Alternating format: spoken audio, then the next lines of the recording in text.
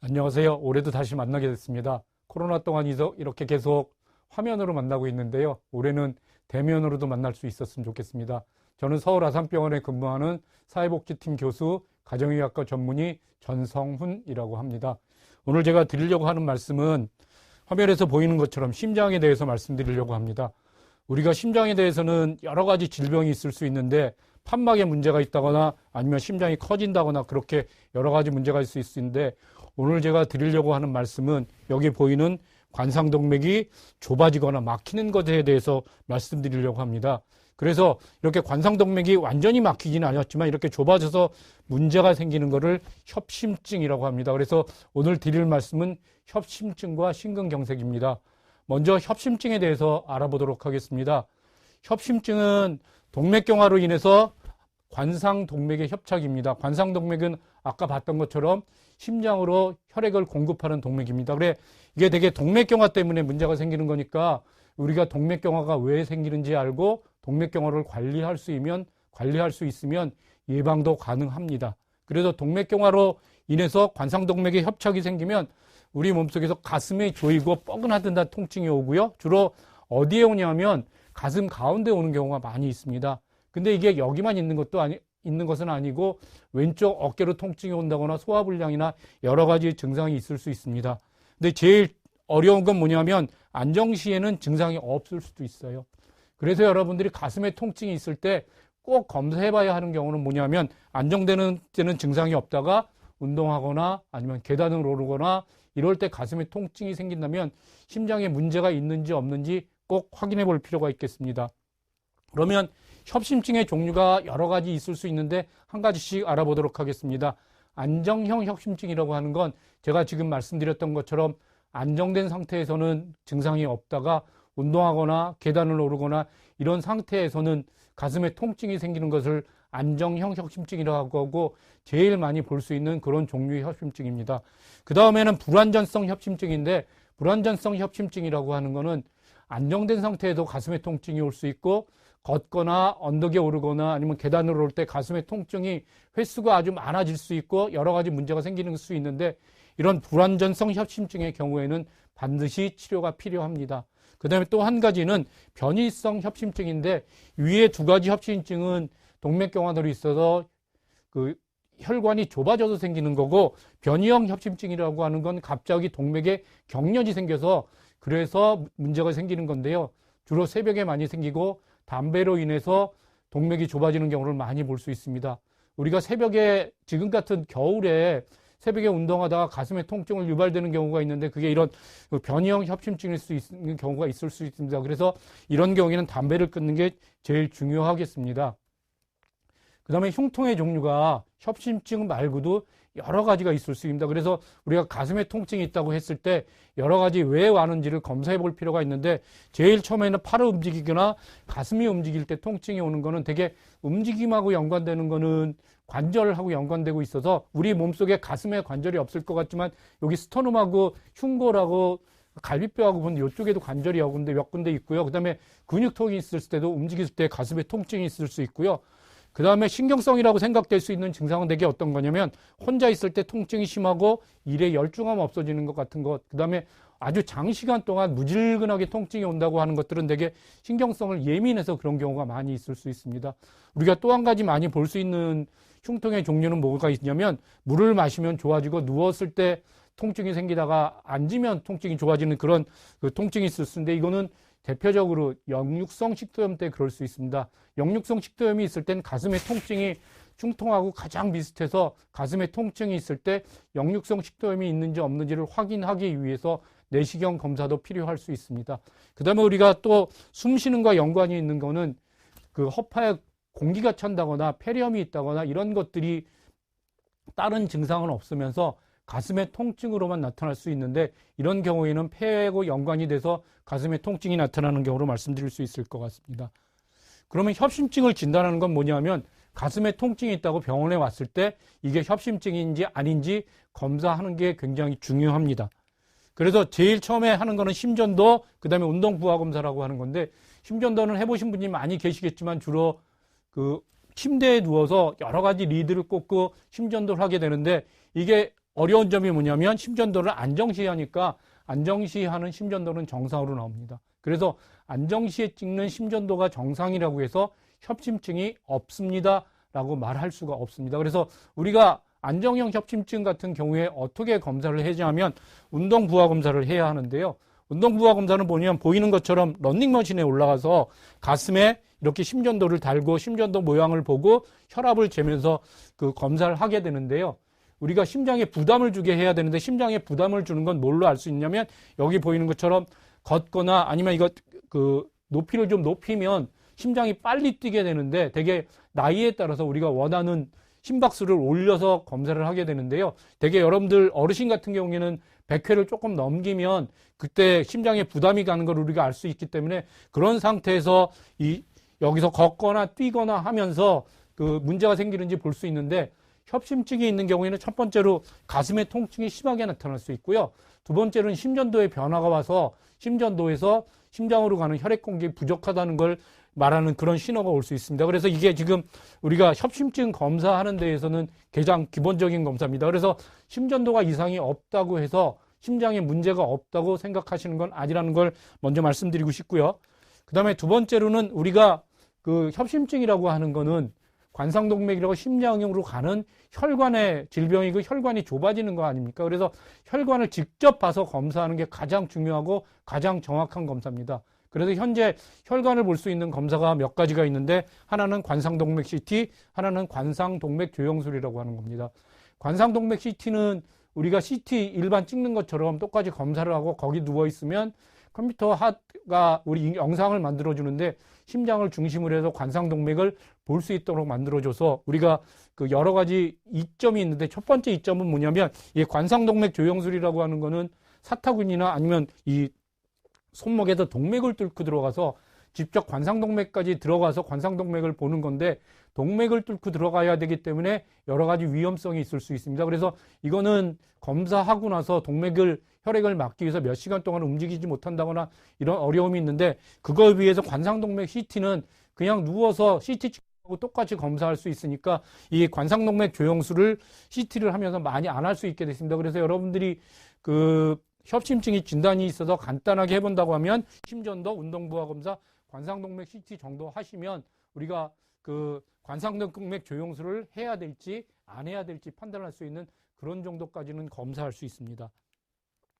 그 다음에 필요한 건 뭐냐면 우리가 그 가슴에 통증이 있다고 했을 때 심장에 문제만 있는 게 아니라 폐에 문제가 생길 수도 있고 그 다음에 위에 문제가 내시경을 한 필요가 이유는 식도염이 생길 수 있기 때문에 흉부 방사선 촬영을 통해서 폐에 폐렴은 없는지 기흉은 없는지 확인해야 하고요. 그 다음에 가슴의 통증이 역류성 식도염하고 가장 비슷하게 나타나기 때문에 역류성 식도염이 없는지를 확인하기 위해서 위대지식경이 꼭 필요한 겁니다. 그래서 협심증을 진단하는 건 가슴의 통증을 왜 왔는지 검사하는 거고 이렇게 여러 가지 경우에 있을 수 있어서 이런 검사를 다 해야 합니다. 그 다음에 심장 때문에 동맥경화 때 심장이 좁아지는 혈관이 좁아지는 건 주로 동맥경화 때문에 생기는 거거든요. 그럼 동맥경화라고 하는 게 무엇이냐 하면 우리가 그 심장으로 혈관이 좁아지고 나이가 먹는 거거든요, 실은. 그래서 나이가 들면 들수록 심장이 좁아지고 문제가 생기는 거기 때문에 이런 게 어떤 사람들한테 많이 생기냐면요. 동맥경화의 위험인자로 할 수 있는 게 나이가 들수록 많이 생기세요. 그 다음에 남자들한테 좀 더 많이 생기고 담배 피는 사람들한테 많이 생깁니다. 그래서 나이 먹는 건 어쩔 수 없잖아요. 우리가 관리할 수 없으니까. 그렇지만 담배 끊는 건 우리가 할 수 있으니까 담배를 끊는 게 1번으로 말씀드리고 싶은 치료 방법입니다. 그 다음에 남자들한테 좀 더 많이 생기는 것 같고요. 성별을 구별해서 보면 이 심장병은 주로 남자들한테 많이 생기고 여자들한테는 주로 뇌로 가는 뇌혈관이 막히는 그런 뇌졸중이 좀 더 많이 생기는 것 같기는 합니다. 그 다음에 드리고 싶은 말씀은 고혈압, 고지혈증, 당뇨를 가지고 계시다면 이걸 꼭 치료하는 게 굉장히 중요하고 잘 관리해야 합니다. 그중에서 고혈압은 120에 80 이하로 조절하는 게 중요하고요. 고지혈증은 여러 가지 단계가 있는데 협심증이 의심된다거나 협심증을 치료하게 되면 LDL 콜레스테롤이라고 하는 우리 몸속에 나쁜 콜레스테롤을 100 이하로 잘 조절하는 게 중요합니다. 그 다음에 당뇨는 당화혈색소라고 하는 거를 6.5% 이하로 조절을 하는 것이 굉장히 중요하다고 말씀드릴 수 있겠습니다. 그 다음에 HDL이라고 하는 거는 콜레스테롤 중에서 우리 몸속에 좋은 콜레스테롤인데 이게 부족하면 동맥경화를 유발할 수 있는 위험인자가 될 수 있고 이게 많으면 보호 효과가 있습니다. 그래서 HDL을 늘릴 수 있는 방법은 뭐냐면 운동을 열심히 하면 HDL을 늘릴 수도 있습니다. 그래서 우리가 운동을 열심히 하는 게 필요하다고 말씀드릴 수 있겠습니다.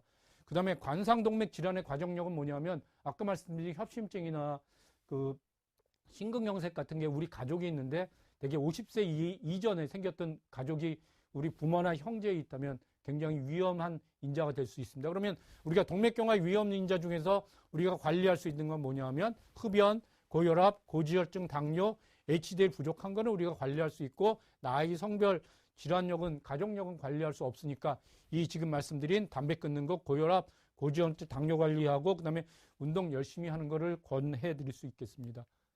그래서 협심증의 기본 치료에 대해서 다시 한번 말씀드리면 담배를 끊는 게 여러 번 말씀드리지만 담배를 끊는 게 왜 중요하냐면 혈관이 좁아지게 만들기 때문에 담배 피는 것 때문에 그 협심증이 생길 수 있고 그것 때문에 여러 가지 문제가 생길 수 있으세요.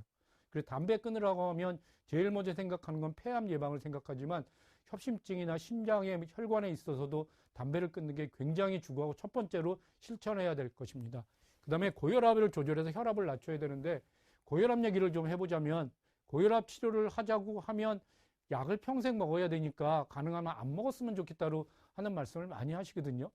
그럼 혈압을 약 먹지 않고 조절하려고 한다면 제일 좋은 방법은 뭐냐면 제일 강력한 방법은 체중을 줄이는 건데 체중을 줄이는 게 과연 가능할까? 그 다음에 그거 얼마나 힘든지 여러분들 잘 아실 겁니다. 그래서 체중 줄이는 게 거의 불가능하다고 말씀드릴 수 있고 그 다음에 두 번째로 가능한 거는 싱겁게 먹는다고 하는 건데 싱겁게 먹는 것도 병원에 와서 우리가 치료식으로 먹는 저염식을 먹어본 분들은 아시겠지만 맛이 없어서 사실은 먹을 수가 없거든요. 근데 그 고혈압 약을 먹어야 되는 대부분들은 일상생활을 하는 사실은 건강한 분들이기 때문에 일상생활을 유지하면서 치료를 해야 되니까 차선책이긴 하지만 혈압약을 잘 먹는 것이 고혈압을 치료할 수 있는 방법입니다.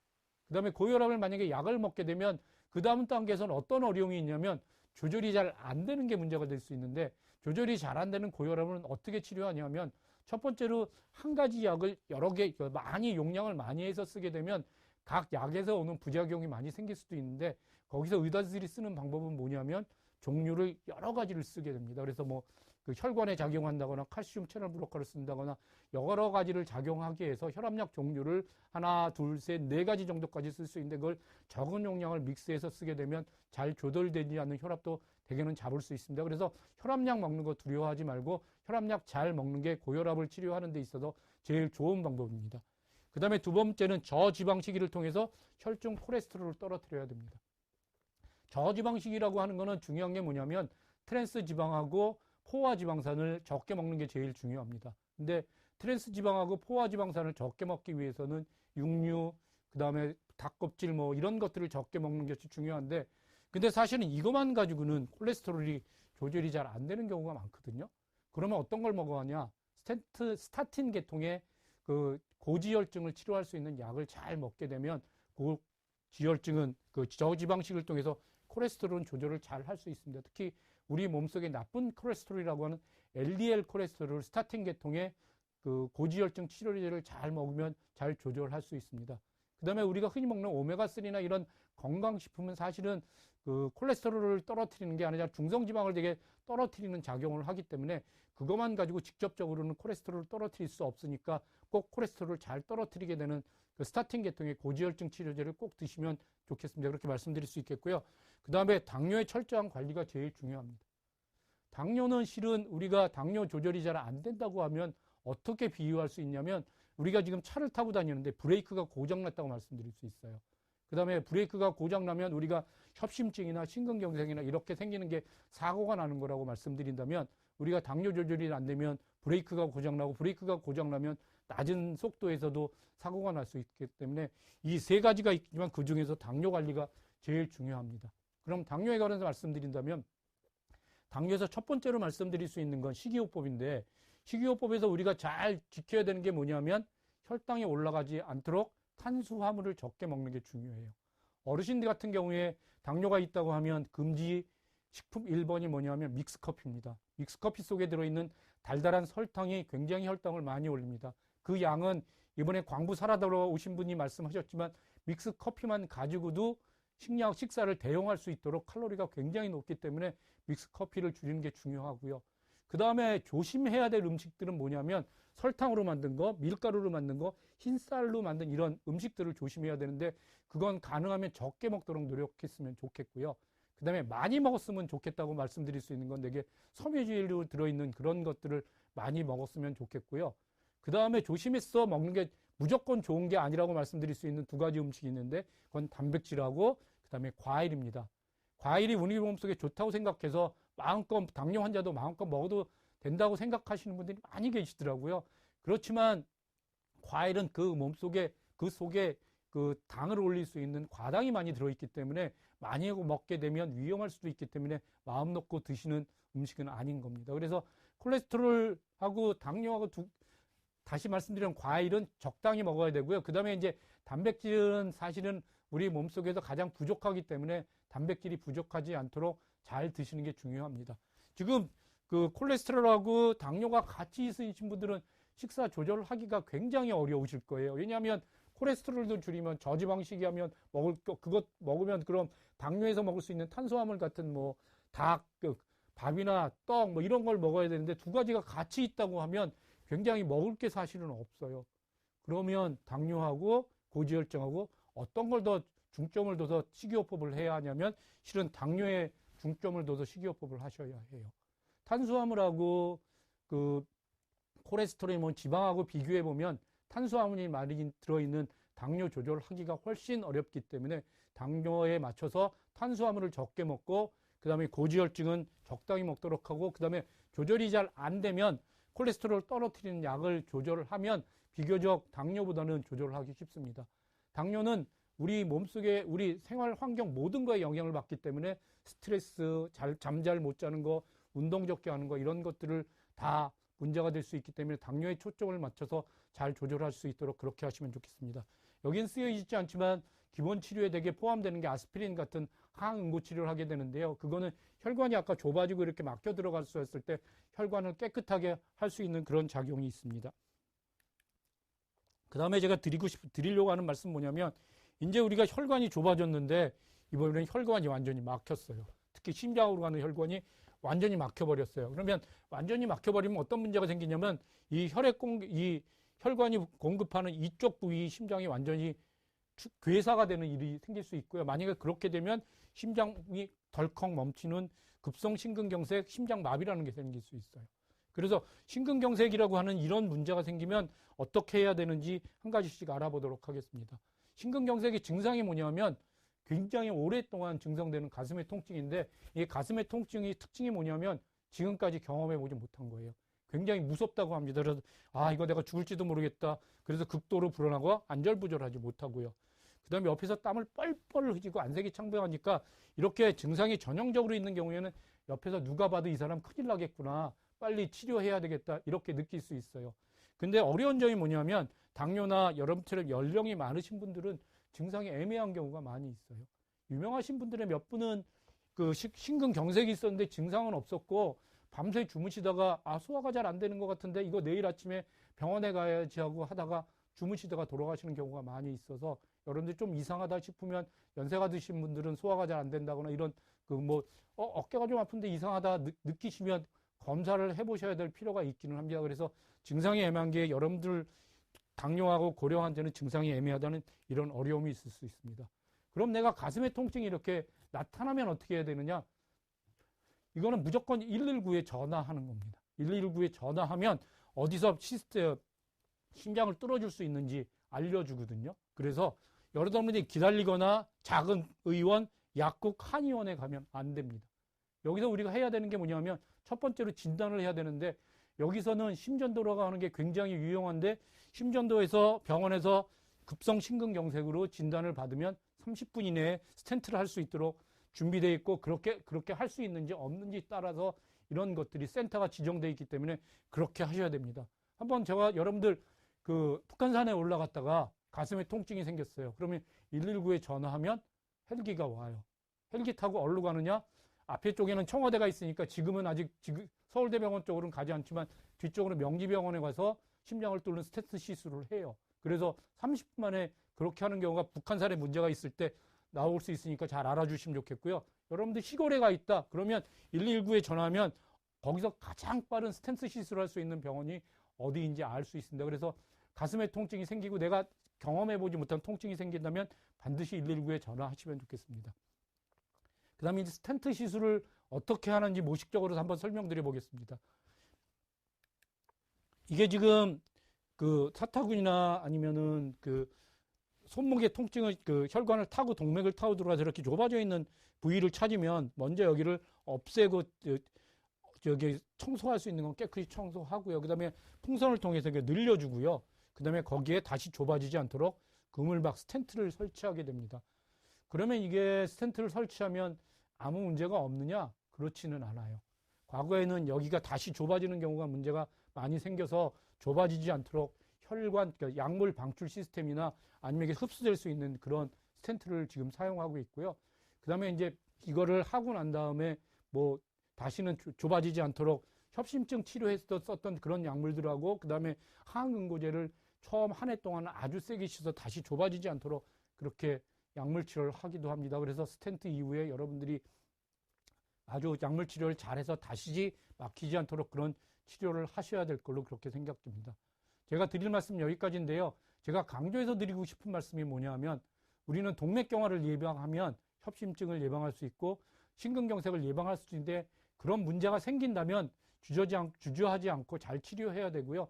가장 검사를 꼭 해봐야 되는 건 뭐냐면 안정될 때 괜찮다가 그 운동할 때 가슴에 통증이 생긴다면 이게 심장에 문제가 없는지 꼭 검사해봐야 되는 거 다시 한번 강조해서 말씀드리고요. 그 다음에 심근경색이 생기면 안 되겠지만 만약에 그런 일이 생긴다면 이거는 치료하지 않던 분들도 갑자기 생기는 거니까 만약에 그런 일이 생기면 119에 전화해서 요즘 스텐트를 할 수 있는 병원들이 전국 어디에나 있으니까 빨리 병원에 와서 목숨을 잃는 생명을 잃는 그런 일이 생기지 않도록 잘 해주셨으면 좋겠습니다.